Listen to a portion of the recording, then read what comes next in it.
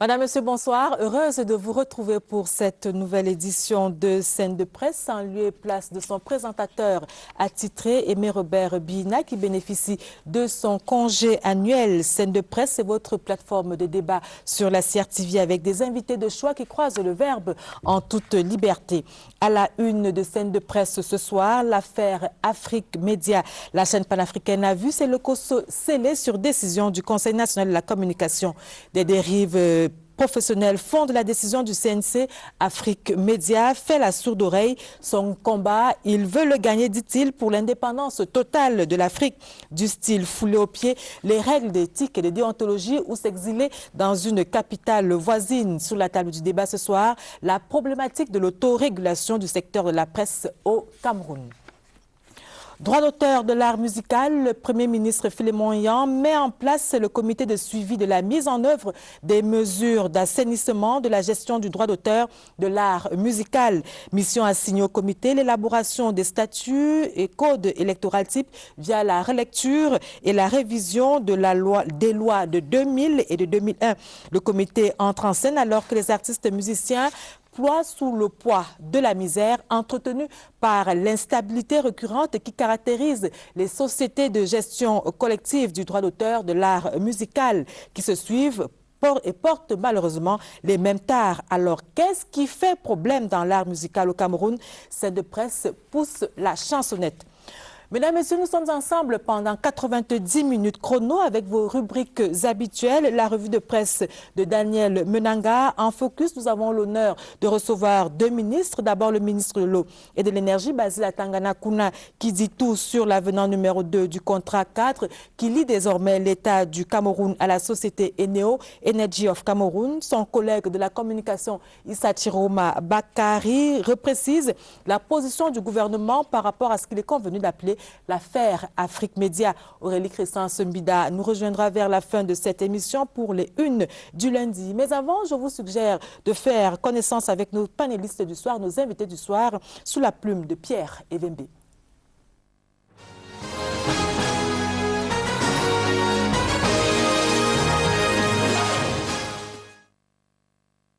Xavier Messé, dans le journalisme, il a tout vu, tout entendu, tout subi. Depuis la présentation des journaux à la radio mondiale RFI dans les années 80 jusqu'au poste qu'il occupe actuellement d'épée de mutation, Xavier Messé s'est fait un nom. Sa priorité actuellement, c'est de transmettre sa riche expérience aux jeunes qui veulent pratiquer le plus beau métier du monde. Enseignant à l'ESTIC et dans de nombreux instituts supérieurs, Xavier Messé milite pour le respect du journalisme et des journalistes. Quel est le rôle d'un régulateur ? Eh bien, c'est de réguler. C'est ça à quoi s'attelle Christophe Bobiokono en ce moment. Membre du Conseil national de la communication, Bobby, comme l'appellent ses proches, sait de quoi il est question lorsqu'on parle d'éthique et de déontologie. Lui qui a fait ses armes au journal Mutation, qui a présidé aux destinées du magazine Damba et qui aujourd'hui manage la structure et le contenu de son journal Kalara, hebdomadaire judiciaire habitué à traiter les sujets liés au délit de presse. Qui a étranglé le droit d'auteur au Cameroun? C'est la question que se pose Justin Blaise Akono dans son ouvrage paru le 14 février 2014. Son amour pour ce sujet n'est plus à démontrer car ce journaliste l'a abordé sous tous les angles au quotidien Mutation qu'il a quitté après 9 ans comme grand reporter. Ce membre de l'Association africaine des agences de presse et membre de la Commission nationale d'attribution de l'aide publique à la communication privée est par ailleurs le directeur de publication de Camer Presse, un hebdomadaire d'enquête, de vraies enquêtes. Jean-Paul Fouda-Otou, c'est un expert dans plusieurs domaines, notamment la filière avicole, l'économie, l'organisation et suivi-évaluation des projets. Mais ce qui nous intéresse ce soir, c'est le droit d'auteur. Ce licencié en gestion de l'Université de Yaoundé et diplômé de l'International Institute of Management a mis son expérience pendant près de 10 ans au service de la gestion collective de l'art musical. On l'a vu s'investir à fond à la CMC aux côtés du grand Manu Dibango puis Sam Bende. Enfin, il a donné le la aux efforts de la SOCAM. Jean-Paul Fouda-Otou porte la musique sur le dos et le rythme dans la peau. Cet ancien yéyé a été bassiste et chef d'orchestre au lycée Général Leclerc, mais ça c'est du passé, car il est actuellement le premier adjoint au maire de la commune de Bankomo.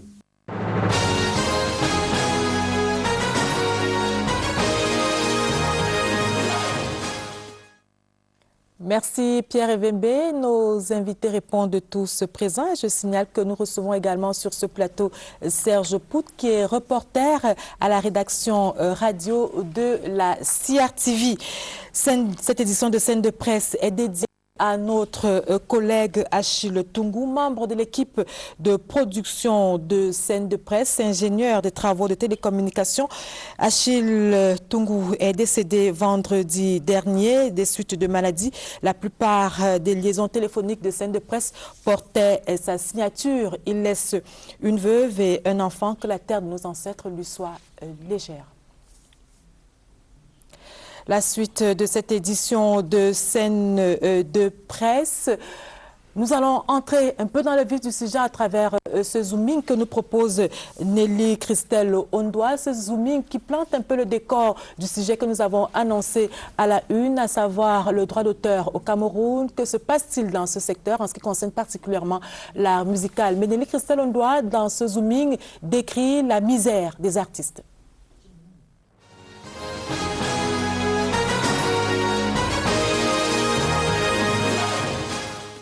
Soyons solidaires avec tous nos frères ensemble. C'est un avant-goût de l'opus que l'artiste Linda Raymond mettra bientôt sur le marché discographique. La musique, elle en a fait son métier. Malheureusement, elle n'en vit pas, comme la plupart, sinon tous les artistes musiciens camerounais. Ils ont tout donné au 5e art sans recevoir une rétribution à la hauteur de leur mérite. Allusion est ainsi faite au paiement des droits d'auteur dont les montants sont querellés et la périodicité très irrégulière. Ça fait 2 ans, on n'a pas de droit parce qu'il n'y a pas une société de gestion collective qui tourne. Je suis peut-être l'un des artistes qui ont le plus large répertoire, voire même celui qui a le plus large répertoire. Je dois vivre de mes droits. Ça fait 46 ans que je fais la musique. Je dois vivre de mes... J'ai laissé tout autre chose dans ma vie. J'ai perdu toute ma jeunesse là. Je dois vivre de ça. Si peut-être on était dans un autre pays, peut-être je vivais mieux de ça. J'ai eu à percevoir mes droits, je crois, 2 fois juste. En général, nous vivons de nos spectacles, de nos tournées et de temps en temps de la vente de nos supports.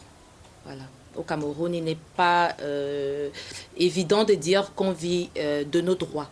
Cette situation peu enviable est entretenue par le capharnaüm qui prévaut dans les différentes sociétés des droits d'auteur de l'art musical qui se succèdent et semblent connaître les mêmes tares depuis une vingtaine d'années. Un doigt accusateur est aussi pointé sur la piraterie.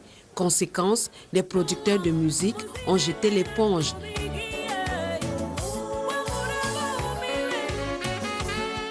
Je ne continue pas à produire les artistes pour une raison toute simple. Vous savez bien, les pirates ont été ceux qui ont vraiment mis à plat, si je peux dire à plat ventre, tous les producteurs. Il n'y en a plus maintenant. Les artistes sont en train de s'autoproduire tout simplement, alors qu'ils ne savent pas comment faire pour produire. Si un producteur se rend compte qu'il ne va pas rentrer dans ses fonds après avoir produit un album, pourquoi s'engager? Ce n'est plus une aventure heureuse. Donc du coup, par amour pour la musique, nous, les interprètes, les compositeurs et les auteurs, nous sommes obligés de nous autoproduire pour essayer d'exister et de vivre tout simplement. Pour mettre fin à leur misère, les professionnels de la musique montent la partition de l'entente. Si chacun pouvait respecter la loi, on allait rapidement régler le problème. Nous ne sommes pas contre le projet du Premier ministre. Hein. Au contraire, c'est un plus, puisque les comités qui ont travaillé au sein du ministère des Arts et de la Culture ont pondu des rapports, et ces comités doivent également servir à la primature pour que nous puissions, n'est-ce pas, révolutionner ces droits d'auteur, l'assiette de perception qui va être élargie, telle que je vois les propositions du Premier ministre. C'est une bonne proposition. Les artistes ne sont pas contre le Premier ministre, non. À ces propositions s'ajoutent les résultats attendus de la commission Maouvé, mise sur pied par le Premier ministre. Le challenge est grand, permettre aux auteurs, compositeurs, interprètes de vivre enfin décemment de leur art.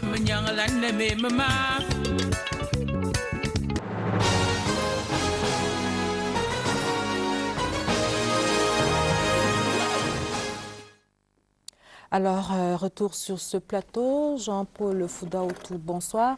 Bonsoir. Alors, avant qu'on entre dans le vif du sujet, on entend parler depuis une vingtaine d'années déjà du droit d'auteur, surtout en ce qui concerne l'artiste. Dites-nous d'entrée de jeu en quelques mots, c'est quoi le droit d'auteur et qui y a droit? Le droit d'auteur, ce sont les prérogatives qui sont reconnues aux créateurs des œuvres littéraires et artistiques. Et il y a essentiellement deux prérogatives, le droit patrimonial et le droit moral. Le droit moral, c'est la reconnaissance de la paternité, l'intégrité de l'œuvre, et puis le droit de rétractation qui permet à un créateur de pouvoir retirer son œuvre, n'est-ce pas, de la circulation s'il le désire. Les droits patrimoniaux, c'est des droits qui donne à l'auteur la possibilité d'autoriser l'exploitation de ses œuvres contre une rémunération.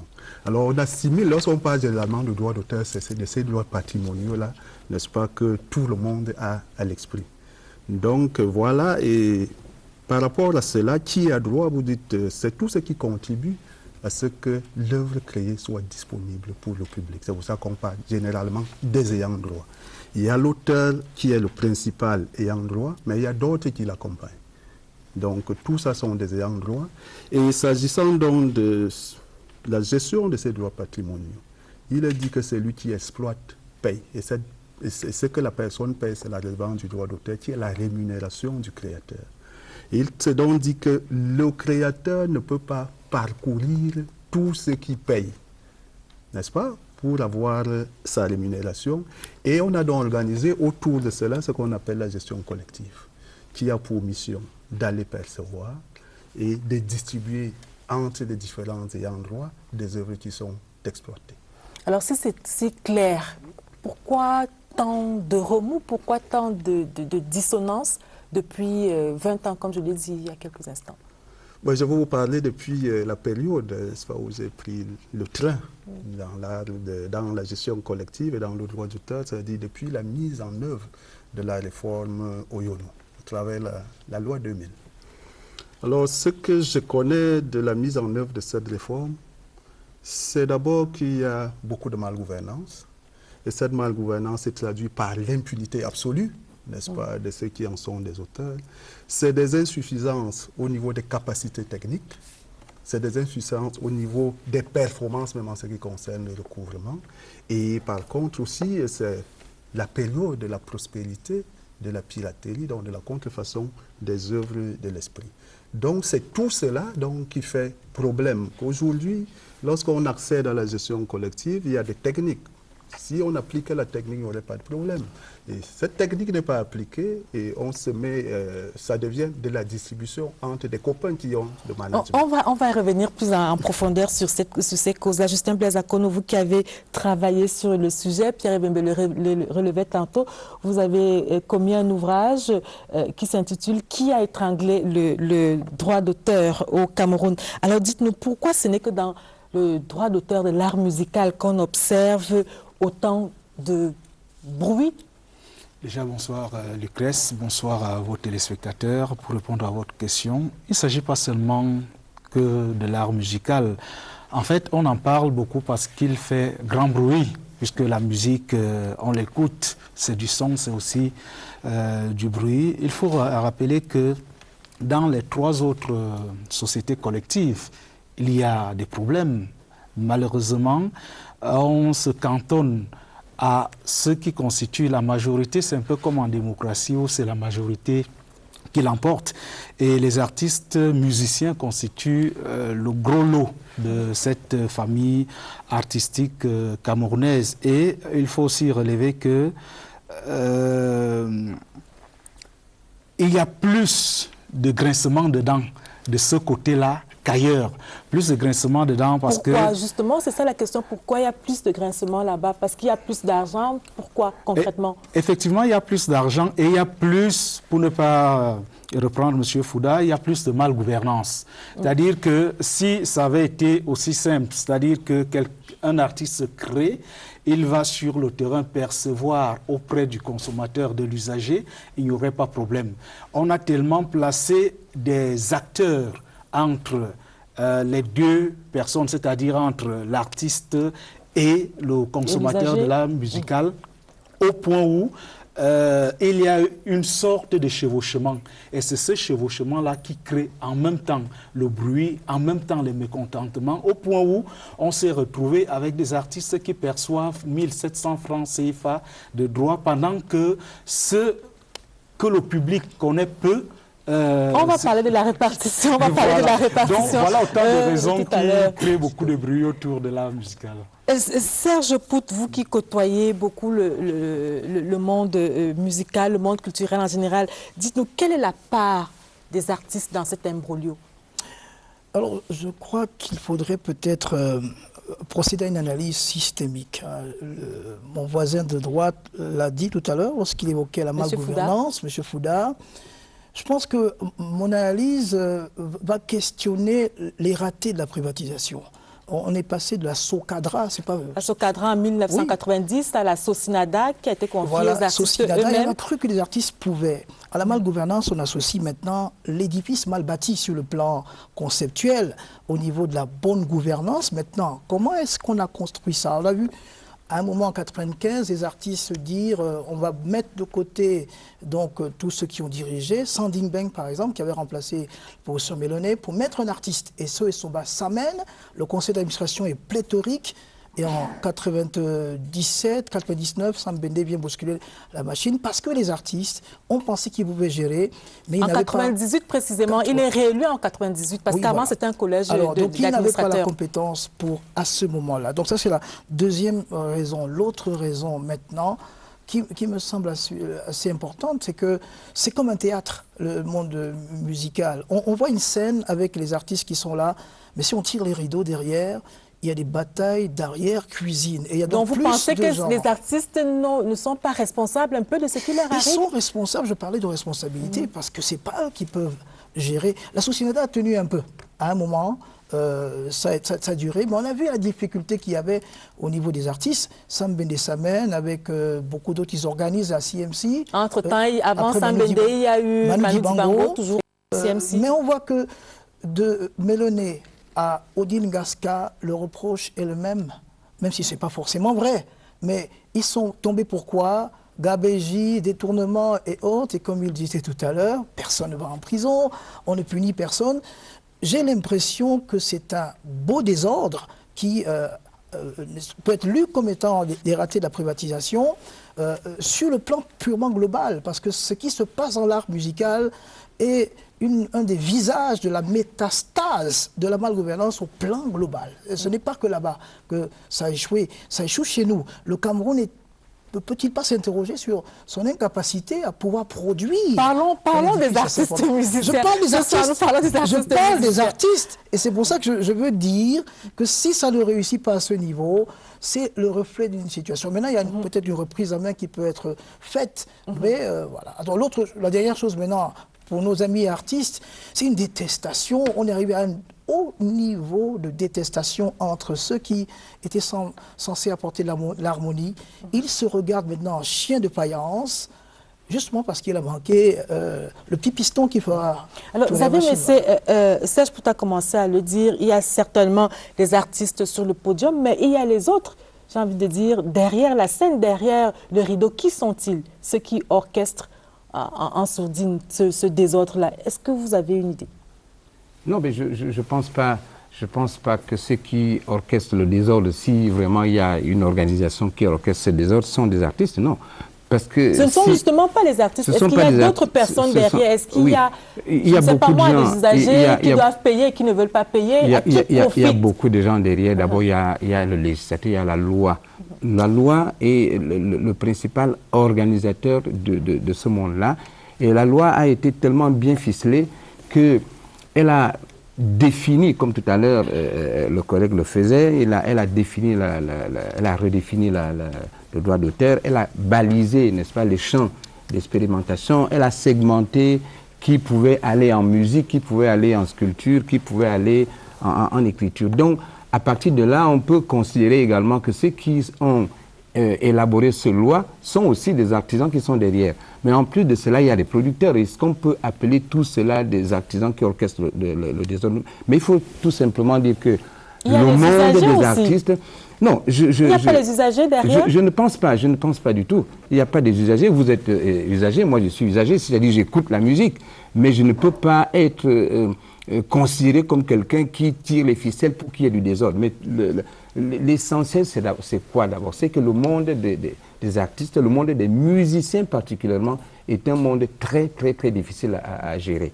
Mais on ajoute à cela l'implication directe et profonde de l'État. Parce que je pense, à mon humble avis, qu'à partir du moment où l'État avait balisé, à partir de la loi de 2000, il fallait laisser la profession s'organiser. L'implication de l'État donne l'impression que l'État est toujours en train de tirer sur les ficelles pour organiser le désordre. Or, il n'en est pas question, parce que les artistes eux-mêmes sont incapables de se faire confiance, ils sont incapables de s'organiser, ils sont incapables de se regarder les uns face aux autres pour savoir qui est le meilleur d'entre nous capable d'organiser. Et le désordre que nous voyons aujourd'hui, que nous vivons, on a parfois l'impression que ce désordre ne se trouve qu'au Cameroun. Tout à l'heure, j'ai suivi avec beaucoup d'intérêt Ebogo Emeran, qui est d'entrée de cette émission. Il a dit, ça fait 40 ans que je joue, il faut qu'on me paye, il faut qu'on me paye. Mais il faut quand même remarquer que le droit d'auteur n'est qu'une partie des gains d'un artiste. Ce n'est qu'une partie. On peut penser que cette partie-là représente quel pourcentage dans ses gains, je ne sais pas. Mais il faut dire qu'un artiste doit être quelqu'un qui fait la scène. Et la scène produit énormément d'argent.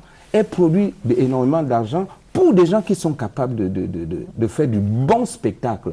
Et ils ne sont pas accrochés, n'est-ce pas, à la collecte des droits. Mais comme ce sont quand même leurs droits. Mais c'est ça. Oui, mais comme ce sont... Mais moi, je crois qu'il faut repréciser une chose. Un artiste de talent n'est pas accroché aux droits. C'est-à-dire qu'il donne l'impression que c'est sa vie. Un artiste qui a du talent, n'est-ce pas, il ameute la foule. Les gens viennent et la collecte de fonds, n'est-ce pas, après un spectacle, c'est à lui. Et puis, les droits d'auteur viennent en appui. Mais faire une fixation totale sur les droits, on a l'impression que s'il n'y a pas de droits d'auteur, c'est vrai, c'est son gars. S'il n'y a pas de droit d'auteur, c'est fini. Il est accroché à ça, il va en mourir. C'est entendu, Monsieur Jean-Paul Fouda, est-ce que l'instabilité observée au niveau des instances de régulation et de gestion de ces sociétés qui se suivent là, est-ce que cette instabilité-là n'est pas de nature à nuire au fonctionnement de ces structures? Je pense que la cause... Que ce soit au niveau de la CPMC que des sociétés de gestion des droits d'auteur? La cause de l'instabilité est structurelle. Lorsque vous avez des insuffisances organiques, lorsque vous avez des insuffisances de management, lorsque vous avez des insuffisances en termes de performance dans la perception, ça ne peut qu'entraîner des insuffisances parce qu'il y a le mécontentement. Et c'est le mécontentement qui amène les changements d'hommes. Et malheureusement, les changements d'hommes n'améliorent pas, n'est-ce pas, le travail qui est fait, donc n'est pas à la hauteur des attentes. Ben, ce que disait M. Messé, c'est pour dire en fait que lorsqu'un artiste a bien fait son travail, Michael Jackson aurait pu s'arrêter à Thriller ou à Bad, il serait toujours assez riche. Mais c'est leur droit. Et beaucoup de gens, aujourd'hui, vous voyez, les spectacles ne donnent pas grand-chose. On a fait il n'y a même pas de salle de spectacle au Cameroun. Alors, c'est la rente. Lorsque vous voyez le nombre d'usagers, lorsque vous voyez la capacité de mobilisation de la redevance, vous pouvez comprendre pourquoi les artistes... Et c'est justement cette question que je posais à M. Xavier Messé tout à l'heure. Qui est derrière? Est-ce que ce ne sont pas les usagers? Est-ce que ce ne sont pas les opérateurs, je ne sais pas moi, de téléphonie qui doivent payer? Est-ce que ce ne sont pas les médias? Jusque-là, ce n'est que la CRTV qui paye. C'est avéré. Est-ce que ce ne sont pas ces gens-là qui sont derrière, qui profitent de ces désordres pour ne justement pas payer aux artistes ce qu'ils doivent leur payer? En réalité, les usagers profitent du désordre parce que d'aucuns vont vous dire que nous ne savons pas ce qui paye. C'est qui paye. N'est-ce pas? Mais ce qu'il y a, c'est que lorsqu'une société est mise en place, elle doit se donner les moyens de percevoir. Vous avez, nous, on a été dans nos consultations, nous avons dit que l'État est un usager du droit d'auteur. Le droit d'auteur, c'est un droit privé attaché aux individus. L'État lui-même doit payer. Mais aujourd'hui, on nous a donné raison. Je crois que le Premier ministre a demandé, a donné des instructions pour que l'État paye aussi. Vous avez si bien dit que parmi les médias, les radios et les chaînes de télé, il n'y a que la CRTV qui paye. Il y a un média qui était spécialisé en diffusion de musique 24 heures sur 24, qui n'avait jamais payé. Il y a des radios, on a même mis des facilités pour que les radios payent. Et on a prévu, n'est-ce pas, de faire un rabattement sur la redevance lorsque ces médias, ces radios et chaînes de télé diffuseraient, n'est-ce pas, en priorité les œuvres nationales. Parce que lorsque vous percevez, si vous avez diffusé des œuvres étrangères, il y a une part de la redevance qui doit aller vers ces œuvres-là. Puisqu'en fait, c'est parce que vous avez exploité une œuvre que vous payez. Donc on a mis tout cela, n'est-ce pas, en place, mais malheureusement, il y a d'autres préoccupations qui font que, jusqu'à présent, n'est-ce pas, les auteurs, surtout dans l'art musical, ne trouvent pas leur compte. Nous allons marquer un petit arrêt dans cette édition de Scène de presse pour revisiter l'actualité de la semaine. C'est la revue de la presse que signe Daniel Menanga.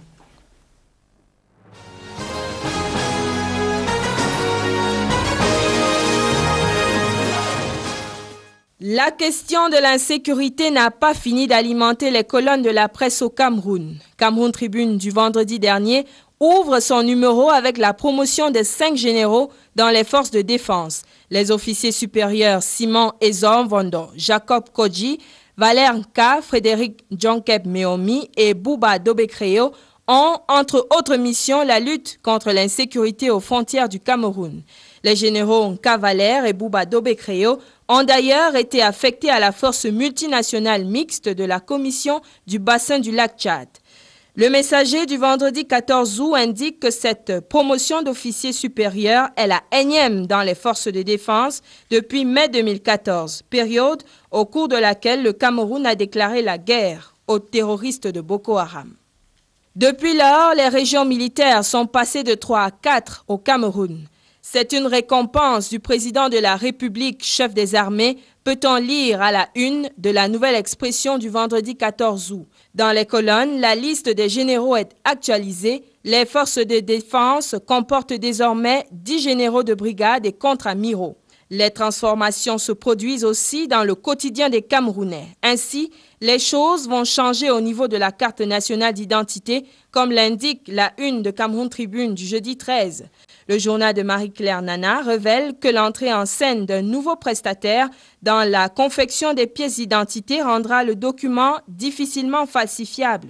Les détails sont donnés par le délégué général à la Sûreté nationale. Par ailleurs, président du comité chargé de la supervision des opérations de mise en place d'un nouveau système d'identification sécuritaire au Cameroun. Martin Bargangele décline les missions du comité qu'il dirige dans une interview accordée aux confrères de Cameroun Tribune. De cette interview, il ressort que les cartes actuellement en circulation sont encore valables jusqu'à l'établissement de nouvelles pièces d'identification. Mais l'on sait déjà que le nouveau système d'identification envisage l'attribution d'un numéro unique et définitif pour chaque usager. Afrique Média également au cœur de l'actualité cette semaine. La Nouvelle Expression de vendredi 14 août annonce que la chaîne installe désormais son quartier général chez Théodoro Obiangema Mbazoko. Et le quotidien de Séverin Tchunke tient son information du promoteur d'Afrique Média. Justin Tagou a déclaré dans les colonnes de la Nouvelle Expression numéro du 14 août le départ définitif de sa chaîne de télévision pour la Guinée équatoriale. Cameroun Tribune de jeudi rappelle la raison, les locaux de la chaîne à Dogbon et les bureaux du promoteur à Akwa-Douala fermés depuis le début de la semaine. Les fautes de la chaîne, atteintes à l'éthique et à la déontologie professionnelle en matière de communication sociale. La Nouvelle Expression revient sur les déclarations du Conseil national de la communication. Selon l'organe, certains invités sur les émissions Débat panafricain et Mérite panafricain ont proféré des accusations non justifiées et des appels à la haine susceptibles de porter atteinte à l'image et à l'honneur des personnalités d'institutions étrangères. Le quotidien Le Jour de jeudi parle de jeux troubles d'une chaîne qui dérange. Le quotidien Bleu poursuit son analyse en indiquant, je cite, « Justin Tagou n'a pas inventé le fil à couper le beurre. Il a juste dépoussiéré un disque ancien mais toujours percutant. » Cependant, poursuit le journal d'Aman Mana, il existe des moyens plus élaborés de s'attaquer au piège de la reproduction colonialiste. Le quotidien Le Jour propose aussi l'intégralité de la déclaration du Syndicat national des journalistes du Cameroun pour mieux comprendre. Selon le SNJC, il est question d'une dérive autoritaire et dictatoriale du CNC. Le syndicat national des journalistes sollicite alors une prompte intervention de la Fédération internationale des journalistes. À la Fédération camerounaise de football, les choses se précisent. La nouvelle expression de jeudi dernier a annoncé la candidature de Tombi Ahoko Sidiki à la présidence de la FECAFOOT.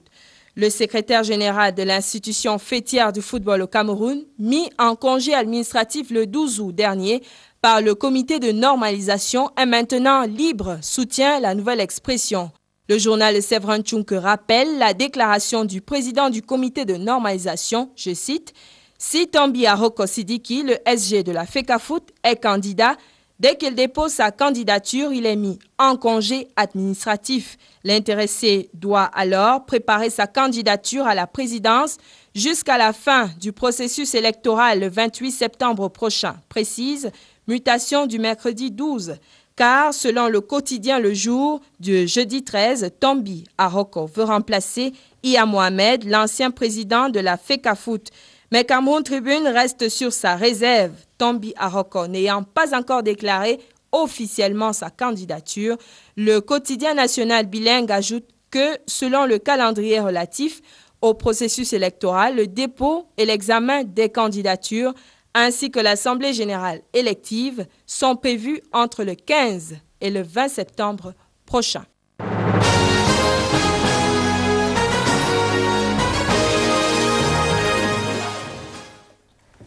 Merci Daniel. Et nous retour sur ce plateau. Nous continuons de parler du droit d'auteur. Alors, Justin Blaise, avant la revue de presse, vous vouliez intervenir sur les 20 pans de voile sur qui se cache derrière les dissonances qu'on observe dans le droit d'auteur de l'art musical. En fait, il y a deux tableaux qui se présentent. Le premier, c'est le constat selon lequel ceux-là qui s'activent beaucoup autour de la gestion du droit d'auteur ne sont pas généralement des artistes productifs. Vous n'entendrez pas parler de Lady Ponce autour de la gestion du droit d'auteur, vous n'entendrez pas parler de Sergio Polo, bref, des artistes qui marchent en ce moment. Comment comprendre que ce soit ceux qui étaient, on pourrait dire... Et ce sont les mêmes depuis près de 20 ans, ce sont pratiquement les mêmes qu'on retrouve, qui changent juste de et qui ne créent plus, qui ne produisent plus. Ça, c'est le premier tableau que je voulais présenter. Le deuxième tableau, vous avez dit tout à l'heure que le malaise, on le vit depuis 20 ans. Je dirais non. Le malaise est vécu depuis 36 ans. C'est-à-dire depuis que le président Ahidjo a décidé, entre guillemets, de nationaliser la gestion du droit d'auteur. Parce que juste en 1979, c'est la SACEM qui gérait le droit d'auteur au Cameroun jusqu'au décret du 22 septembre 1979. Et je crois que c'est là où les problèmes commencent. Parce que la SOCADRA fera banqueroute. Pour ceux de la génération 80, début 90, ils doivent fin, parce que la SOCADRA... C'est en 90 que la SOCADRA fait banqueroute, qu'elle fait faillite. Non, la SOCADRA fait banqueroute en 86. C'est en 86 que commence la liquidation. Et vous devez vous souvenir d'une chanson de Tommy Holmes, à son âme, qui a chanté « Abat la SOCADRA » pour ceux... Déjà à cette époque-là. Oui, pour ceux de cette génération-là, parce que la SOCADRA fait banqueroute en 86. Et c'est le même scénario en 90 avec la loi d'août 1990. On a des spécialistes parce que certains estiment que les chanteurs doivent chanter et les spécialistes de la gestion doivent le faire. Nous avons eu comme premier président de la SOCINADA un spécialiste du droit, Stanislas Melone. Qui a été humilié par les artistes. Et voilà. Il faut bien le relever. Et nous avons eu après lui un fiscaliste, un spécialiste de la gestion, Sandingbeng Robert. Ça a toujours été un échec. Le premier artiste à gérer le droit d'auteur, c'est Esso Essomba. Et à la fin, on a eu un procès. On a eu un procès, ce qu'ils ont appelé un ensemble d'artistes contre Vincent Djibouti pour détournement des biens sociaux.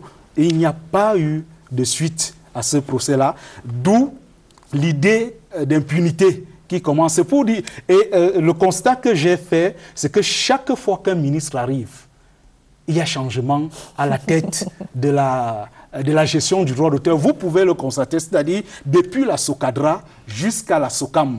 Parce que, dit-on, la société qui semble être... Est-ce qu'il y a changement à la tête ou alors c'est la société qui meurt? Parce qu'à l'époque du professeur de Ferdinand Oyono, il y a quand même eu deux. Il y a eu d'abord... il y a eu avant Manu.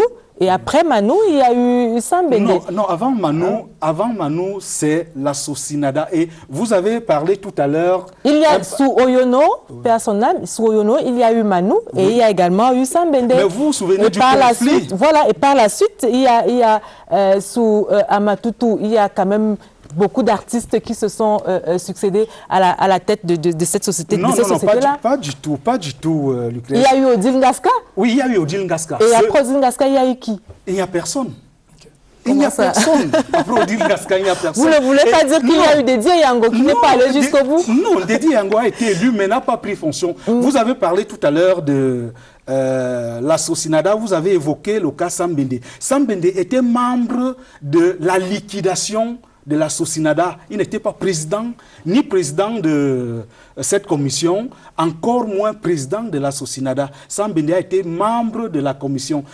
Quand, je parle de lui à l'époque de la CMC. À l'époque de la CMC, Sambende arrive parce qu'il y a un conflit entre le ministre Oyono et l'homme qui l'a amené.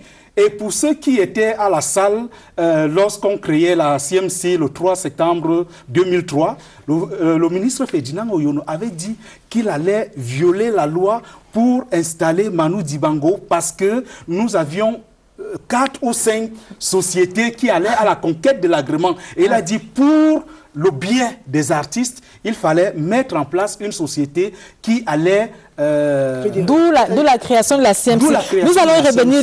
Le temps pour Jean-Paul Fouda de nous dire l'une des causes de ces problèmes-là. Est-ce que ce n'est pas aussi le trop plein de pouvoir qui est accordé au président du conseil d'administration, qui se trouve être un artiste, qui se trouve toujours être un artiste et par ricochet, malheureusement, n'a pas toujours les compétences qu'il faut pour gérer? Bien, je vous ai dit tout à l'heure, j'ai parlé des faiblesses organiques sans aller dans le détail. Lorsque vous allez voir les statuts de ces sociétés, vous allez vous rendre compte qu'on parle de sociétés comme dénomination, mais c'est des statuts hybrides entre les associations et les sociétés. Dans ces sociétés, le directeur général, c'est un faire-valoir. Il n'a pas de pouvoir. Lorsqu'il veut prendre une décision, on lui rappelle que c'est la société des artistes. C'est comme ça que ça se passe. Donc vous allez voir que les artistes eux-mêmes posent des actes de gestion. Ils vont percevoir. Et ils se disent qu'ils ont la liberté de faire de leur argent ce qu'ils veulent. Voilà l'une des causes. On n'attend pas une compétence technique d'un PCA. Non. On attend d'un PCA qu'il puisse défendre valablement, n'est-ce pas, les intérêts moraux des associés. Quand on attend d'un conseil d'administration qu'il puisse être le premier rempart en termes de contrôle d'une société, mais lorsque vous posez des actes de gestion, il y a une incompatibilité en matière organique entre votre rôle de contrôleur et votre rôle, n'est-ce pas, d'exécutant. Donc vous mélangez tout. Voilà l'une des causes. Je voudrais... Oui. Ouais, maintenant, je voulais aussi dire qu'il y a aussi des faiblesses de la loi, parce qu'il a dit là que le ministre avait violé la loi. La loi dit qu'il ne peut être créé qu'une seule société. Une seule société. Voilà. C'est ce qu'il a dit. Il ne peut être créé qu'une seule société. Donc, pour vous rappeler que lorsqu'on créait la CMC, il y avait au moins la SOCIM qui voulait se créer, il y avait la SOCADROM qui voulait se créer, et le ministre a pensé que la disposition qui dit qu'il ne peut être créé qu'une seule société obligeait l'État à encadrer la création des sociétés de gestion collective. Donc, appeler tous les protagonistes autour d'une table et on a donc dit aller ensemble, n'est-ce pas, dans le cadre de la CMC. Et on pensait que Manu Dibango, compte tenu de son aura international, compte tenu de sa crédibilité en tant qu'auteur-compositeur, aurait le respect de ses pairs. C'est pour ça qu'on a mis Manu Dibango. Et il ne l'a pas eu, ce respect, malheureusement. Alors, j'aimerais que nous nous arrêtions, Serge Pout, sur la répartition. On a commencé à en parler il y a quelques instants. C'est toujours des plaintes, c'est des grincements de dents qu'on entend du côté des artistes chaque fois qu'il y a répartition. D'aucuns parlent même des distributions à tête chercheuse. Tout Marcelin parle de distribution aux petits copains. Parfois, ça ne correspond à rien. Oui, mais parce que ça fait partie des mauvaises pratiques qu'il vient de pointer, simplement. Je me souviens de l'époque de la Socinada, où il y avait des répartitions, et le procès qui était fait, c'était que la part belle était réservée aux musiciens de musiques urbaines, parce que les musiques chrétiennes, par exemple, étaient pratiquement mises à la marge. Après ça, il y a eu la crise qu'il y a eu, qu'on a décrite tout à l'heure, avec la liquidation, la CMC et autres, et un phénomène qui vient d'être exposé avec la commission Sanfant Thomas et la commission de Dr Senat, c'est que beaucoup de PCA, qui étaient en fait des PDG, excusez de le dire, mais c'est ça la pratique, ont utilisé les différents artifices des hommes politiques. L'élection du PCA est devenue l'élection du président de la République. Alors du coup, on va à la pêche aux voix et on utilise d'autres moyens. Et dans cette histoire, on va donc remplir les fichiers d'artistes et les gonfler de beaucoup de gens qui ne sont pas artistes. Ça a été vérifié tout récemment, mais chaque PCA venait avec son troupeau, de son bataillon d'artistes. Et au moment de répartir... Oui, il y avait donc ce type de répartition. Maintenant aussi, il y avait le mauvais sort réservé à ceux qui étaient les opposants, qui n'avaient pas voté. Oui, c'est pratiquement la description de ce qui est le contraire d'une entreprise en contexte de bonne gouvernance. Voilà, c'est les maladies infantiles du droit d'auteur qui poursuivent le droit d'auteur. Alors, comment on en sort, Xavier Messé? Vous avez des propositions? Comment on fait? Il y a un comité, le comité Mahové, qui a été mis sur pied, créé par le Premier ministre, qui va relire les lois de 2000, relire et réviser les lois de 2000 et 2001. Comment est-ce qu'on en sort? Monsieur Mahové, c'est quelqu'un de très connu, qui est compétent, très compétent, et on ne peut pas lui faire le reproche de ne pas avoir le talent voulu. Mais vous savez ce qui se passe avec les artistes? Ils ont humilié le grand professeur Méloné. S'ils ont pu le faire avec lui, est-ce que M. Mahové aurait plus de chance? À mon avis, le problème est très simple. Il suffit de vouloir résoudre un problème. Et pourquoi je dis que c'est simple? Dans le rappel historique de Justin Blaise Akono, nous prouve qu'il y a du désordre dans cette maison des artistes depuis plus de 30 ans. Depuis qu'on est sorti de la SACEM. Et je pense que 30 ans, c'est une période suffisamment importante pour tirer les leçons d'une situation. Et puis quand on a tiré les leçons d'une situation, on voit les limites du problème et on peut courageusement revenir à la situation d'avant. Ça veut dire quoi? Ça veut dire que la SACEM, on n'avait jamais connu ce genre de problème. Par orgueil national, on a nationalisé et puis on a voulu, n'est-ce pas, jouer à l'orgueil national en créant les sociétés de droit national. Résultat, nous sommes tombés dans un désordre permanent. La nomination d'un grand spécialiste du droit d'auteur n'est pas de nature à apporter une solution. Apporter une solution, c'est quoi d'abord? Il faut avoir le courage de retourner à la situation d'antan. Je ne dis pas qu'il faut retourner à la SACEM. Il faut prendre des hommes. Oui, mais il faut prendre des hommes. Vous savez, quand vous regardez la SACEM, sa structuration, sa configuration ne trouve pas des artistes en train de jouer un quelconque rôle. Pas du tout. C'est des gens qu'on a envoyés dans des établissements spécialisés qui ont appris la gestion du droit d'auteur, ce qui est très très différent de la gestion d'une entreprise de fabrique de boissons ou de fabrique de pain.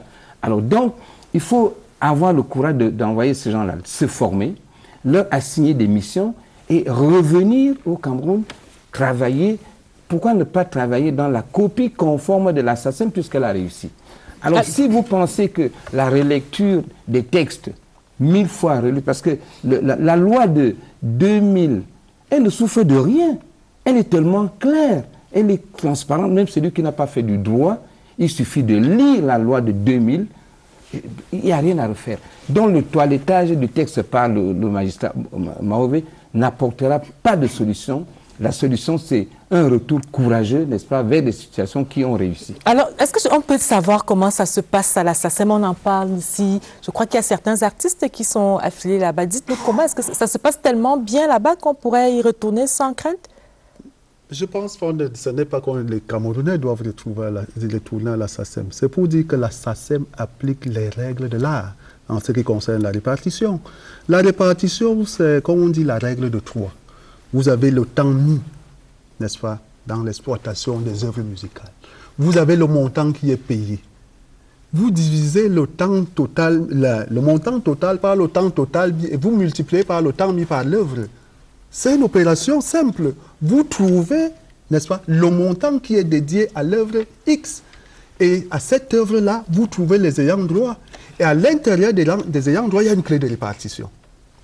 C'est comme ça la technique. Maintenant, ce qui se passe au Cameroun, parce que vous parlez de répartition, je vous ai dit là qu'il y a les œuvres étrangères. Supposons qu'on vous dise qu'on a mis 100 millions en répartition. On va d'abord vous dire œuvres étrangères, 60 millions. Ça veut dire que vous, les Camerounais ne regardent pas ça. On vous dit œuvre nationale non documentée, 30 millions. Œuvre documentée, 10 millions. Vous n'avez pas la capacité de gérer. Donc on a déjà mis 90 ou 70 millions de côté qui étaient supposés donc être dans un compte séquestre pour attendre, n'est-ce pas, éventuellement que cet argent soit transféré vers les sociétés étrangères, mais à condition qu'elles aient des accords de réciprocité avec le Cameroun. Vous allez attendre que les œuvres nationales non documentées le soient, c'est-à-dire pour dire quels sont les différents ayants droit et en quelle qualité ces différents ayants droit interviennent dans l'œuvre. Cet argent devrait être de côté. Donc, y compris la CMC devait avoir ce compte avec de l'argent. Ces 2 titres, la SOCAP devait en avoir. Mais les comptes sont vides. C'est de ça qu'il s'agit, n'est-ce pas?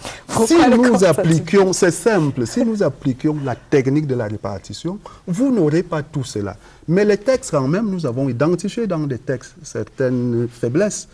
Nous avons identifié dans les textes certaines faiblesses. D'abord, l'agrément.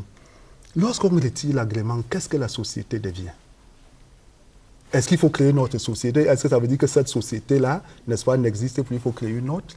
Est-ce que le retrait de l'agrément ne voudrait pas dire qu'on disqualifie les gestionnaires qui ont amené l'État, n'est-ce pas, au retrait de l'agrément? Et d'autres choses, j'ai parlé des faiblesses organiques. Toutes les sociétés, tous les statuts, n'est-ce pas, des sociétés qui opèrent au Cameroun vous disent que les auteurs apportent, n'est-ce pas, en actif pour 10 ans irrévocables leurs œuvres. Or, l'agrément est accordé pour 5 ans. Si entre-temps, après 3 ans, on retire l'agrément, vous avez donné les œuvres pour 10 ans, comment vous allez faire? Donc, il y a ces choses-là. Il faudrait qu'on ait le courage de revenir dessus. Il y a un diagnostic qui a été fait. Le gouvernement est en possession, entre ses mains, ce diagnostic. Et nous pensons que, puisqu'on est dans l'assainissement, et le président de la République a donné des instructions que ce soit des mesures d'assainissement global et durable. Serge Pout. Donc, il faudrait y aller en profondeur. Alors, je commence par sa chute, et en lien avec ce qu'a dit Xavier Messier tout à l'heure, au sujet de ce qui se fait. Il y a la lettre et il y a l'esprit. Il y a même surtout la mentalité. Et j'observe que beaucoup de corrections ont été faites au fil du temps. Alors, on est passé d'une société à une autre, il y a de la correction, mais c'était comme une course dans le sac. On est toujours revenu sur les mêmes pratiques après. Pourquoi? Parce que nous sommes en plein banquet de mal-gouvernance. Il y a des gens qui tiennent à ce que ça ne change pas. On aura de très beaux textes, on sortira de là, mais qu'est-ce qui fait qu'après, qu'on ne fasse pas un casting comme l'a proposé Xavier Messier? Il y a du profil, il y a des gens qui ont de bons profils dans ce pays. Mais ça ressemble à beaucoup d'autres situations sur d'autres sites comme ça. Et donc, je pense que c'est le responsable de vos propos. Oui, absolument, c'est le coup de fouet à apporter pour que décidément on vive de son salaire et que, voilà, vous voyez dans le football, pourquoi est-ce que Bel Joseph-Antoine n'est pas soutenu? Parce qu'on ne mangera pas. Nous parlons de musique, nous parlons de l'art musical. C'est la même chose. Nous parlerons de football dans quelques semaines. Pourquoi on ne veut pas de tel? Oui, c'est bon les textes, mais est-ce qu'on va manger après? Est-ce qu'il y aura... C'est le coup de fouet à porter maintenant. Il faut absolument... mettre l'homme qu'il faut à la place qu'il faut. En dehors de ça, changer le cap, sécuriser et faire en sorte que les sanctions suivent. Il peut vous le dire, les textes qui sont en train d'être revus actuellement ont des dispositions qui portent sur ça. Avant, il n'y avait pas. C'était très lent à sanctionner. Vous imaginez, on parle de 36 ans là, mais de la Socinada à aujourd'hui, qui est en prison? Personne. Voilà, monsieur, nous allons marquer un autre arrêt dans cette édition de Scène de Presse. L'État du Cameroun et la société Energy of Cameroun Eneo sont désormais liés par un nouveau contrat cadre de concession. Le deuxième avenant relatif a été signé la semaine dernière. Le nouveau contrat de concession consacre la fin de certains monopoles en ouvrant le secteur de la production de l'électricité aux producteurs indépendants d'une part et en conférant la mission de transport de l'électricité à une société privée. Alors, les tenants et les aboutissants de ce nouveau contrat cadre, c'est dans le focus de Scène de Presse qui reçoit donc le ministre de l'Eau et de l'Énergie, le docteur Basile Atanganakuna.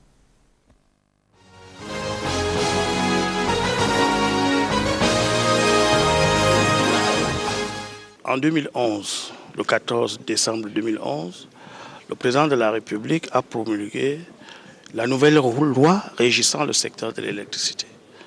Donc pour nous, il était important de conformer ce contrat à la nouvelle loi régissant le secteur de l'électricité. Évidemment, vous avez suivi mon intervention tout à l'heure. Nous avons à cœur, le gouvernement a à cœur la défense des intérêts du Cameroun, mais aussi les intérêts des consommateurs. C'est pour ça que nous avons revu ce contrat dans le sens d'abord de défendre les intérêts des consommateurs à travers la qualité du service. Nous pensons qu'il était bon de définir de nouvelles normes pour le service. La deuxième chose, nous avons souhaité que Eneo, le nouveau partenaire stratégique, réhabilite le barrage de Son Loulou. Et Eneo a accepté, d'ailleurs, il sera réhabilité au moins, je dis bien au moins, à hauteur de 11 milliards de francs CFA. Et autre chose de très important, c'est le transfert des barrages réservoirs à EDC. Vous savez, jusqu'à présent, c'est Eneo qui gérait les barrages réservoirs. Donc, nous allons transférer ces barrages réservoirs à EDC. Et la troisième chose la plus importante, c'est le transfert du réseau de transport. Désormais, nous allons certainement dans les prochains mois créer une société de transport d'électricité qui va se substituer à Eneo pour la gestion des réseaux de transport, la construction et la gestion des réseaux de transport, bien entendu avec l'accompagnement de la Banque mondiale. Donc vous comprenez que nous avons pris en compte les intérêts du Cameroun et surtout des consommateurs.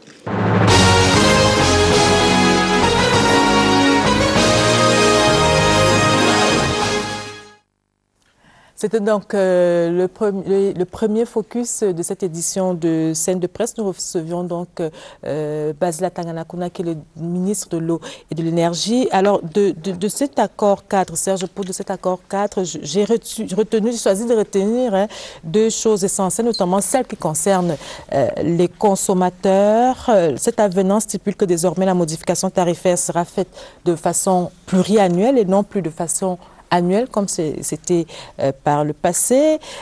Cet accord cadre fait également obligation à Eneo d'améliorer la qualité du service. Est-ce que vous pensez que c'est rassurant, c'est de nature à rassurer un peu les consommateurs? Bon, sans faire de parce qu'on est là sur un travail, on parle d'une entreprise. J'apprécie déjà le fait qu'on tienne compte des consommateurs et qu'on les défende. C'est pas souvent ça. Chez nous, le consommateur n'est pas parfois au centre des préoccupations. L'autre chose, c'est que j'apprécie, en tant que consommateur, que ça a baissé un peu. Donc, c'est assez favorable. Maintenant, il y a beaucoup de zones dans ce pays qui ne sont pas couvertes. Je pense à l'Est, je pense il y a des zones où on n'a jamais vu... des zones rurales. Vraiment, on n'a jamais vu... Alors, peut-être avec l'ouverture de la production aux producteurs indépendants, ça pourrait permettre peut-être de satisfaire la demande? Ça peut, c'est un léger mieux.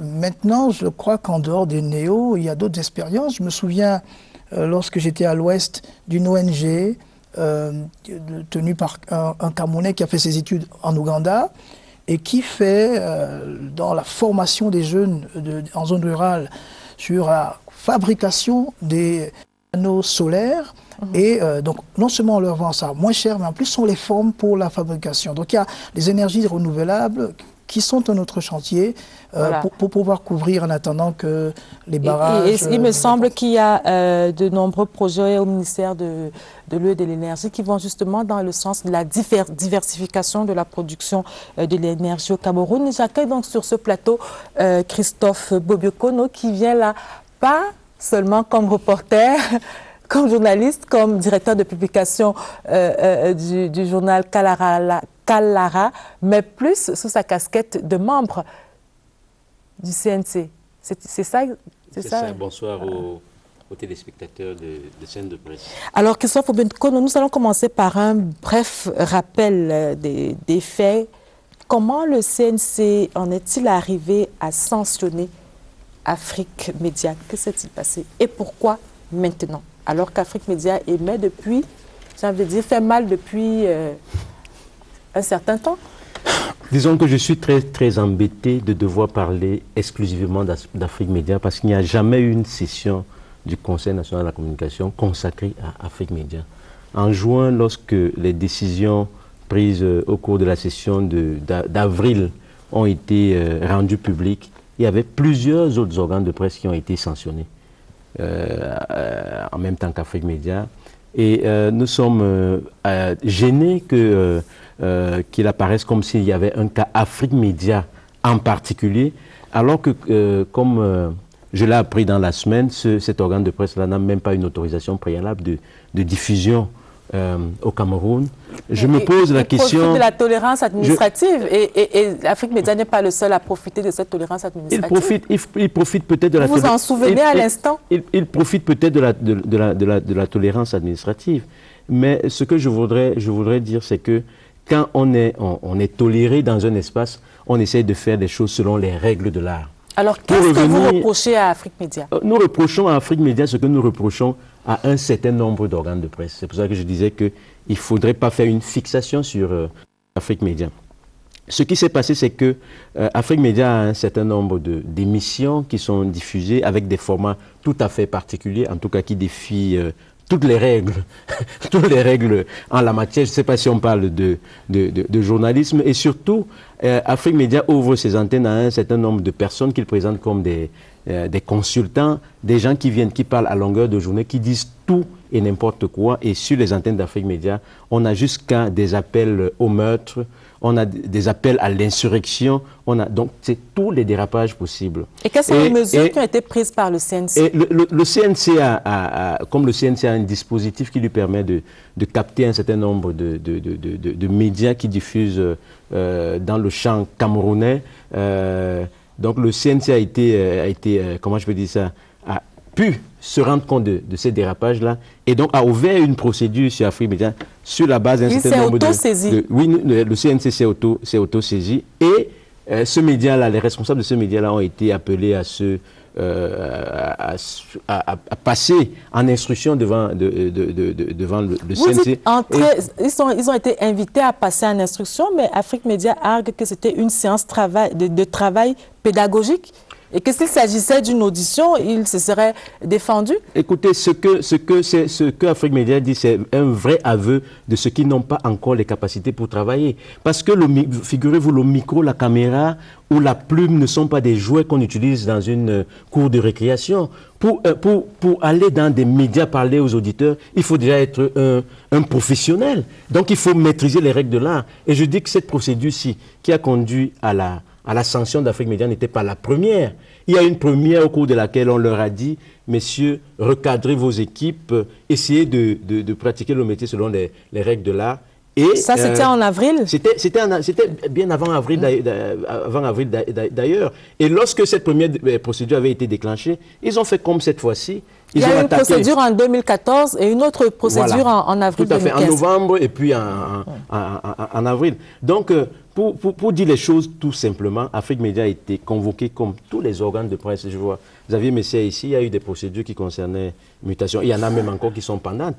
Ils sont venus, lorsqu'il y a une procédure contre un organe de presse, l'organe de presse n'est pas condamné d'avance. Et Afrique Média dit, nous sommes particuliers. Quand nous venons chez vous, vous avez l'obligation de nous faire de la pédagogie parce que vous ne pouvez pas nous sanctionner parce que, semble-t-il, nous avons des soutiens qu'on n'imagine pas. Donc, Afrique Média a été simplement sanctionné en juin et la sanction a tardé à être exécutée. En général, les organes qui se respectent exécutent automatiquement cette sanction-là. Donc, le CNC a été obligé d'activer l'autorité administrative qui, lui, a la force d'exécuter. Nous reviendrons sur l'exécution de cette sanction. Xavier Messé, quel commentaire vous suggère cette sanction, justement, cette suspension d'Afrique Média? Je vais dire que c'est assez pénible de voir un journaliste apprécié, surtout dans le sens de la sanction, un acte, parce que par essence, un journaliste est quelqu'un qui est un artisan de la liberté de presse, surtout, et il ne pourrait pas applaudir de deux mains, n'est-ce pas, quand un organe de presse est sanctionné. Mais au-delà de cette remarque, parce qu'il y a un volet important, vous savez, lorsque un certain nombre de personnes se lancent dans l'aventure éditoriale, que ce soit au niveau audiovisuel ou bien de la presse écrite, et qui s'installent dans un territoire qui a ses règles, qui a ses conventions, et que ces organes de presse, je disais, que ce soit la presse écrite ou audiovisuelle, lorsque ces règles ne sont pas volontairement respectées, que ce soit des règles liées à la pratique de la profession ou des règles liées, n'est-ce pas, aux droits, n'est-ce pas, de ces pays, ce sont des comportements qui sont très très proches, sinon de la provocation pure.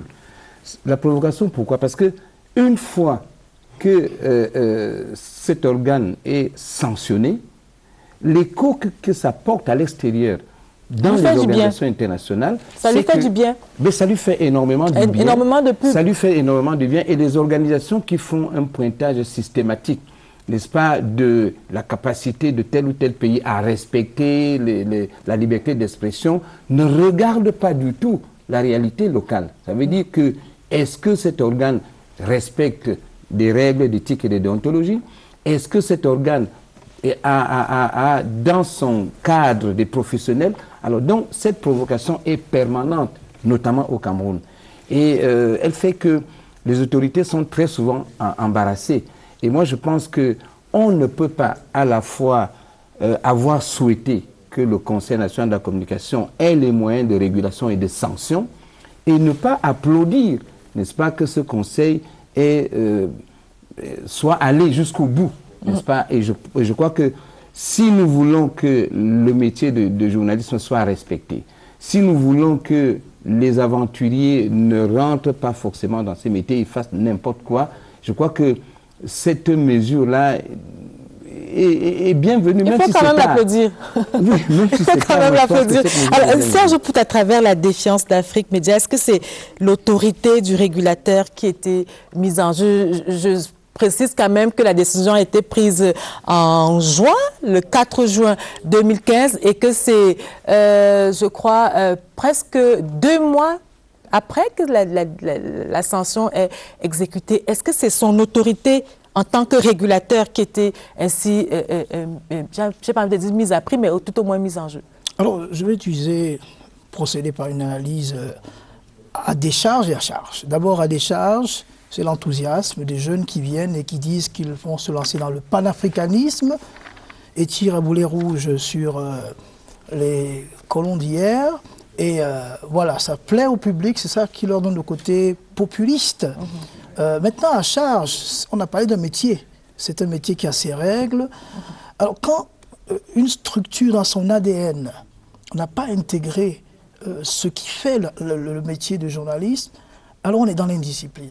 Et il y en a qui jouent le jeu de l'indiscipline, donc indiscipline au sens le plus large du terme, hein, c'est-à-dire qu'on peut avoir son siège à Malabo, décider ici d'aller à N'Djamena après, finalement c'est même plus où c'est. Donc j'observe qu'il y a un enthousiasme, mais maintenant ce que fait le CNC c'est, ok d'accord, vous venez dans le métier, vous avez une offre, mais voici les règles, essayons de voir un peu comment on encadre ça, pour que votre pratique observe, respecte les normes au moins, qu'il n'y ait pas l'énormité à la place de la norme. Je crois que c'est ça. Donc, est-ce qu'il y a le défi, quand quelqu'un se met dans la logique de l'indiscipline, eh bien, il va faire commerce de ce jeu de provocation. Voilà. Alors, Justin Blaise Akono, est-ce qu'à travers l'exécution de cette suspension, le régulateur est conforté dans son autorité et enfin conforté dans son autorité?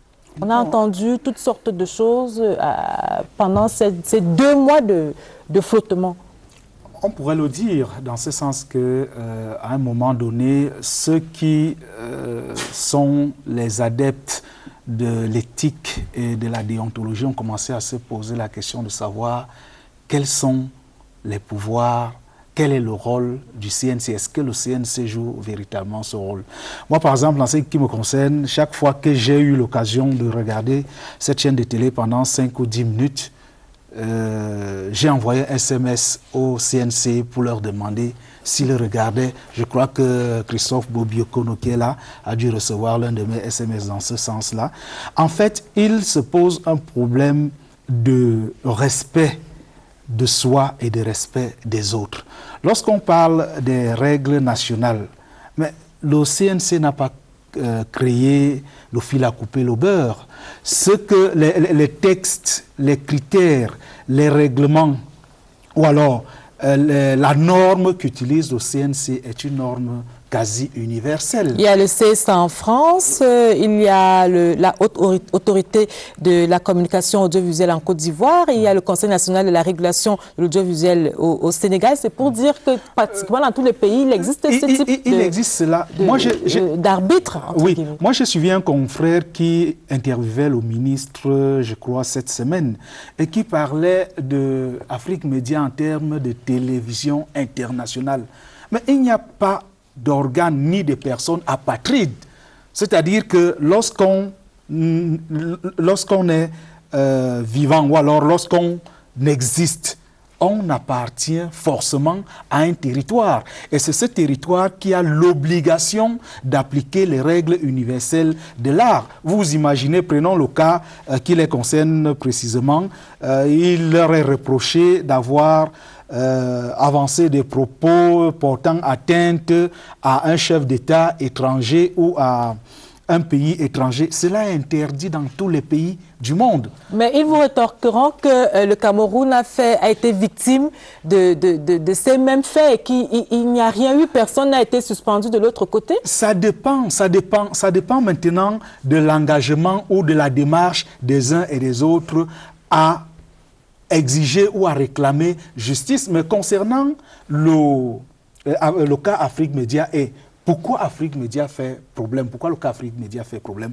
On est entré dans une sorte de cercle vicieux avec un média qui est devenu l'exutoire du populaire. C'est-à-dire, il satisfait ce que le populaire aime au quartier, ce que le populaire aime dans le bar. Cet après-midi, encore avant d'arriver ici, j'ai discuté avec quelqu'un qui a dit, mais comment le pouvoir camerounais peut-il fermer Afrique Média? Mais il ne peut pas se poser la question de savoir est-ce que Afrique Média respecte les règles en la matière. L'opinion peut avoir raison, mais n'a raison que d'une part. Le cas d'Afrique Média n'est pas le premier. Mais comment comprendre qu'Afrique Média a été suspendu pour un mois seulement, et qu'il fasse... Vous auriez souhaité que ce soit plus? Moi, j'aurais souhaité que ce soit plus. Moi qui suis très proche, je dis souvent aux amis que j'ai plus peur du tribunal des pairs. Parce que le tribunal des pairs est plus important qu'un tribunal civil à condamner un journaliste. C'est entendu, Christophe Bobiokono. Je voudrais savoir cette question que j'ai posée à Justin Blaise il y a quelques instants. Est-ce que vous avez l'impression au CNC que vous avez été conforté dans votre autorité et que des contestations comme celle qu'on a eue, ou alors des lenteurs à s'exécuter comme on l'a eu avec Afrique Média, que ce genre de choses n'arrivera plus? Non, l'autorité du régulateur n'était pas en cause, et n'est même pas en cause. C'est l'état de droit qui est en jeu. Parce que, figurez-vous, un magistrat qui rend une décision ne transporte pas le condamné en prison. Il ne va pas se transformer en geôlier. Il y a des mécanismes dans un État qui permettent qu'il y ait des instances qui peuvent prendre un certain nombre de décisions et qu'il y ait d'autres instances qui exécutent les décisions. Et je dois vous dire qu'à l'heure où on parle, la décision du CNC n'a pas encore été appliquée parce que Afrique Média dispose d'un émetteur sur le territoire du Cameroun qui lui permet de faire des rediffusions. C'est lorsque cet émetteur-là sera éteint. Mais pourquoi? C'est lorsque cet émetteur-là sera éteint. Pourquoi jusque-là cette chaîne parvient à émettre? C'est quand même assez dangereux. Ça veut dire que n'importe qui disposant d'un émetteur peut continuer à émettre même s'il est officiellement suspendu? Je crois que votre question devrait s'adresser à l'autorité administrative. Non, c'est à vous que je pose la question. Non, moi je suis dans la peau, je représente ici le régulateur qui ne fait pas la police. L'administration a les moyens pour savoir où se trouvent tous les émetteurs qui sont... Imaginez-vous que... Vous n'êtes pas en train de dédouaner le CNC? Du tout. Parce que le CNC n'a pas les moyens et en tout cas, ce n'est pas sa mission d'aller faire ce type de police-là. Nous allons marquer un petit arrêt, Christophe Beko, nous revenons à vous dans quelques instants. Le temps pour nous de prendre en focus le ministre de la Communication, Issa Chiroma Bakari, qui reprécise un peu la position du gouvernement par rapport à cette affaire d'Afrique Média, s'il faut l'appeler affaire Afrique Média.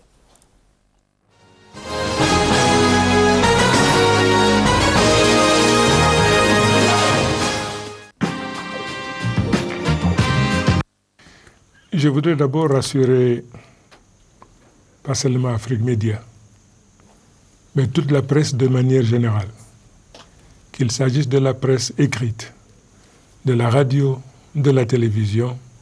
Je voudrais rassurer les uns et les autres que le Conseil national de la communication, détenteur des principes qui gouvernent la communication et la presse, le CNC est un ami. La première vocation du Conseil national de la communication, c'est d'assister, de conseiller, d'établir un dialogue entre les communicateurs de manière générale et cette institution. Je voudrais donc que les uns et les autres effacent de leur esprit cette idée erronée qui consiste à penser que le CNC est contre les médias de manière générale et contre Afrique Média en particulier, et le gouvernement. Si le gouvernement n'est pas d'accord avec une institution, avec Afrique Média, le gouvernement dispose de tous les moyens, mais alors de tous les moyens légaux. Il suffit simplement que nous demandions à Afrique Média de produire tel document, et n'étant pas en mesure de produire un tel document, pour qu'il tombe donc dans la faute et que le gouvernement le réduise au silence. Le gouvernement ne l'a jamais fait dans le cadre de la tolérance administrative. Le chef de l'État a voulu donc que nous ayons une presse vigoureuse, une presse abondante et parfaitement libre.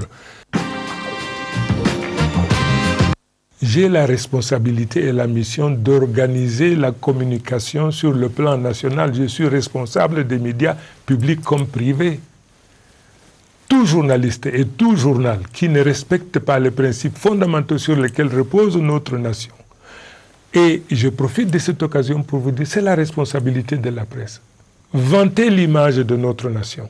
Chanter la gloire de la nation camerounaise qui est debout et qui avance en dépit des difficultés. C'est la responsabilité de la presse. Il suffit simplement qu'une presse,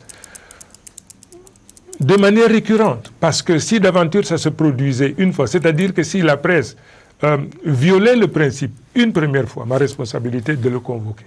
Démarche pédagogique. Voilà ce qu'il faut faire. Ici, vous avez fauté. Nous avons des enregistrements, nous avons des preuves écrites. Vous avez fauté, nous vous rappelons à l'ordre. Une deuxième fois, nous vous disons c'est pour la dernière fois. Et bien la troisième fois, je suis investi de pouvoirs spéciaux de police en matière de régulation. Je peux fermer une télévision au nom des lois et de la réglementation en vigueur. Une manière donc de vous dire non, Afrique Média ne peut pas faire peur à un gouvernement. Tout au contraire. Tout au contraire. La liberté, si cette liberté ne porte pas atteinte à l'honneur, à la dignité, elle est la bienvenue. Qu'il chante la grandeur de la nation, qu'il veuille accompagner le président Biya, eh bien, auprès de moi, il trouvera le premier soutien. Mais qu'il s'attaque à un chef d'État étranger, non. Qu'il s'attaque à une nation, qu'il s'attaque à une institution, nous disons non.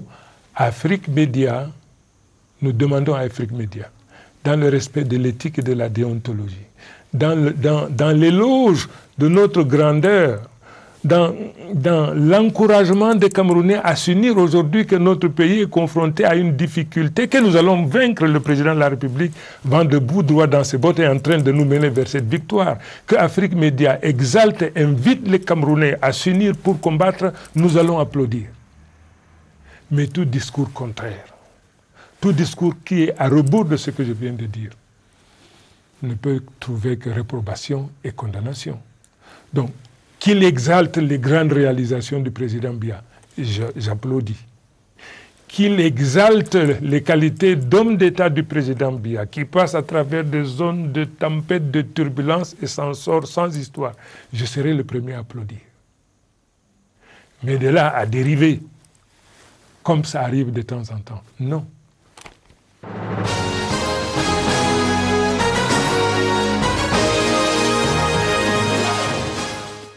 Issa Chiroma Bakary, le ministre de la Communication. Alors, Xavier Messé, Justin Blaise Akone a commencé à parler il y a quelques... Je reviens à vous dans quelques instants. A parlé avant, tout à l'heure, donc, du tribunal de pairs. Mais comment parler du tribunal des pairs? Comment parler d'autorégulation quand on sait que la profession même n'est pas, j'allais dire, suffisamment organisée? Ben, la profession n'est pas suffisamment organisée, mais je crois que c'est une appréciation que je ne partage pas entièrement. La profession des journalistes est suffisamment organisée, mais il existe en son sein des brebis galeuses comme on en trouve un peu partout dans toutes les autres professions. Et ces brebis galeuses... Est-ce que l'accès au métier est codifié? L'accès au métier, le journalisme est un métier très ouvert, au sein duquel on peut retrouver des personnes qui viennent de différents horizons, mais qui ont parfois le plaisir de faire du journalisme, ils l'apprennent comme ça sur le tas, et d'autres qui passent par des canons les plus réguliers, c'est-à-dire l'école. Donc c'est cette ouverture qui cause son problème. C'est cette ouverture qui est à la fois une particularité du journalisme et en même temps son malheur. Donc lorsque... vous savez, les journalistes, je ne vais pas vous ramener sur les histoires que vous connaissez ici, où certaines personnes, se réclamant des journalistes, ont posé des actes en se servant du nom du métier. Et puis, je vous assure que vous avez vu vous-même comment l'ensemble de la profession s'est démarqué de ce genre-là. C'est-à-dire que tous les journalistes du Cameroun, ou du moins tout au moins ceux qui ont cette qualification de journaliste, on fait bloc, n'est-ce pas, pour ignorer ces gens qui ont ce genre de comportement. Donc, la profession se régule. Maintenant, les pouvoirs publics sont en train de contribuer à mettre sur pied un certain nombre de structures. Par exemple, la commission de la carte, il y a déjà le CNC. Mais je pense que progressivement, avec le syndicat, progressivement, les choses vont entrer dans l'eau. Ça va prendre du temps. Ça prend sérieusement du temps. D'autant qu'on entend quand même des voix dissonantes concernant toutes ces structures qui sont mises en place.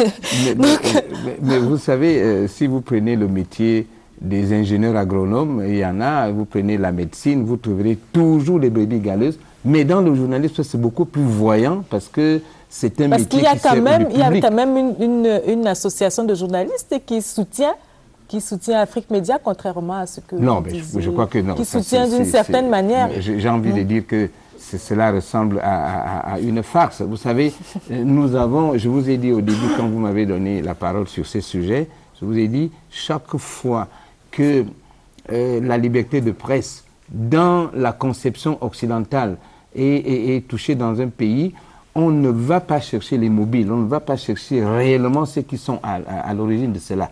On dit tout simplement que c'est un pays qui régresse en ce qui concerne les libertés de presse. Vous voyez, dans ce genre d'associations, applaudissent tout simplement parce que la plupart de ces associations reçoivent des subsides de l'étranger et font plaisir à un certain nombre de personnes. Et ça, c'est vous qui le dites. Oui, ça je le dis à connaissance de cause. Christophe Bobiokono avait un mot à dire avant qu'on aille... Je voulais prendre le contre-pied de Xavier Messé sur ce point pour dire que nous ne sommes pas suffisamment organisés. Vous savez qu'on a eu l'expérience du Conseil camerounais des médias. C'était un tribunal de pairs sorti, j'allais dire, de la profession, créé par la profession, mais qui a fait... De l'UJC, l'Union des journalistes du Cameroun. Oui, qui a fait... Il y a beaucoup de gens qui n'aiment pas qu'on parle de lui, Samuel Sombaïté et le syndicat qui, aujourd'hui, dit « Nous voulons le tribunal de pairs », comme si il faudrait qu'avec une baguette magique, ce tribunal-là se mette en place. Ce syndicat-là était le premier à contester le Conseil camerounais des médias. M. Sobot, qui en était le président à l'époque, dès qu'on est sorti de l'Assemblée constitutive de ce syndicat-là à Kribi, au lendemain a fait une longue tribune libre parce qu'il n'était pas au centre du jeu. Voilà les problèmes que nous avons donc dans la presse camerounaise. Si nous pensons que nous avons besoin d'un tribunal des pairs, nous pouvons nous mettre ensemble et le mettre sur pied. On n'a pas besoin que le président de la République décrète qu'il y ait un tribunal de pairs, parce que en le réclamant, semble dire, Monsieur le Président, nous attendions que vous décrétiez qu'il y ait un tribunal de pairs. Si le Président le fait, nous serons toujours dans la régulation des médias, parce qu'elle est d'émanation étatique. Donc je voulais terminer, parce que je suis venu ici pour parler du cas Afrimédia. En quelques mots, s'il vous plaît. Oui, parce que vous m'avez coupé tout à l'heure, pour dire que la décision du CNC n'a pas encore été appliquée. Il faudrait que le public le sache. Et de son application, ou de l'application des décisions des autorités administratives, des autorités judiciaires ou de toutes les institutions qui peuvent prendre des décisions au nom de l'État, dépend l'état de droit dans notre pays. C'est un enjeu important. C'est entendu. Alors, les plus de scènes de presse dans cette édition, c'est une surprise de Pierre Evembe et de Simon Ngoumou.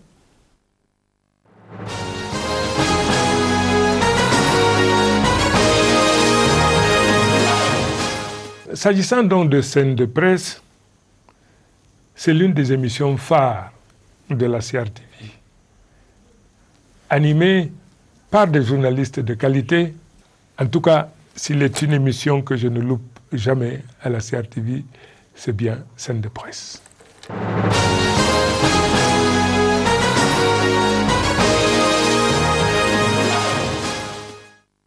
Les unes du lundi, c'est dans quelques instants. Aurélie Crescent-Sombida est déjà quelque part dans un studio de la CRTV et nous la retrouvons pour vous présenter quelques unes à paraître lundi. Bonsoir Lucrèce, chers téléspectateurs, bonsoir. C'est avec le même plaisir que je vous retrouve comme tous les dimanches pour notre revue des unes du lundi avec des sujets tout aussi intéressants les uns les autres. Paul Biya en Europe, c'est l'actualité à la une du quotidien bilingue national. Le journal de Marie-Claire Nana revient sur le départ du couple présidentiel Paul et Chantal Biya pour un bref séjour privé en Europe. Toujours dans les colonnes du quotidien bilingue national, le journal de la rue de l'aéroport, force multinationale mixte, près de 2450 soldats camerounais seront déployés. L'annonce de ce déploiement d'un contingent a été faite vendredi dernier par le ministre de la Défense, en même temps que la nomination des généraux de brigade, Valère Nka comme commandant en second et Bouba Dobé-Créo comme commandant du premier secteur de la force à Mora. Les détails de cette actualité, c'est en page 4. À la une du quotidien Le Messager, différent il y a 7 ans, Bakassi revenait au Cameroun. Évocation de 15 années de conflit avec le Nigeria, ponctuée par une résolution pacifique. C'est à lire en page 2. Le journal de Feupus Ndiaoué reparle de la lutte contre Boko Haram en pied de une. Le Cameroun qui déploie donc, selon Le Messager, 2500 hommes au front dans le cadre de la force multinationale mixte au moment où Boko Haram amorce 6 attaques en 5 jours. La fermeture de la chaîne Afrique Média n'a pas cessé de faire l'actualité. Cette fois, c'est le syndicat national des journalistes camerounais qui dénonce la dérive du Conseil national de la communication. L'alerte de ce syndicat invite à la mobilisation contre l'injustice. Et puis, comité de suivi du droit d'auteur, Raymond Tchengan déclare que le Premier ministre a oublié les syndicats. Le président du SINAPROM exige donc la réparation. Tout autre chose à présent, crise diplomatique, l'Europe suspend ses financements à la communauté économique des États de l'Afrique centrale. C'est la grande une de intégration. Le journal de Thierry Ndon révèle qu'à l'origine de la décision de l'Union européenne, un trou financier sans justificatif évalué à 1 milliard de francs CFA décelé dans la comptabilité de la mission de consolidation de la paix en Centrafrique. La CEAC perd ainsi l'un de ses plus grands bailleurs de fonds, ce qui aggrave les tensions de trésorerie qui la secouent en ce moment, nous dit Intégration. En politique, le journal parle de renouvellement des organes de base, le RDPC dans la nuit des longs couteaux. Notre confrère Thierry Ndon, directeur de publication d'Intégration, a le plaisir d'annoncer la célébration du 200e numéro de son journal. Le programme vous est d'ailleurs proposé dans cette édition. Hôpital général de Yaoundé, guerre ouverte entre le DG et l'agent comptable. C'est le titre qui barre la grande une de Mutation. Le quotidien des Aviers Monsieur dévoile que la masse salariale de cet établissement public administratif augmente alors qu'officiellement, des recrutements du personnel n'ont pas été effectués. L'agent comptable décide d'y voir clair et se heurte au directeur général Ndamdi Toyap qui invoque un vice d'incompétence et crie à la manipulation.